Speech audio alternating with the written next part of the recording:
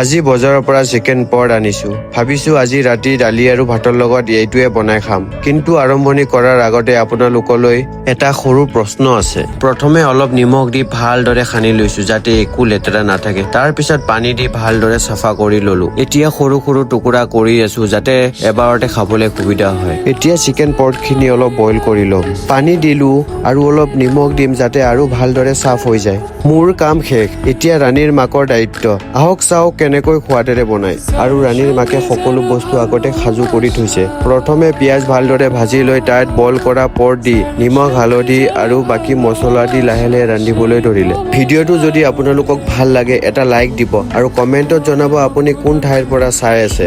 মই আপোনালোকৰ কমেণ্টৰ ৰিপ্লাই ভিডিঅ'ৰ জৰিয়তে দিম। এতিয়া আমাৰ চিকেন পট একেবাৰে ৰেডি। এতিয়া টেষ্ট কৰি চাওঁ। গৰম আছে কিন্তু সোৱাদ একেবাৰে জবৰদস্ত। এতিয়া দালি ভাত আৰু চিকেন পট খাই অলপ ধাৰা পৰিলে যাম। কাইলৈ ডিউটি আছে।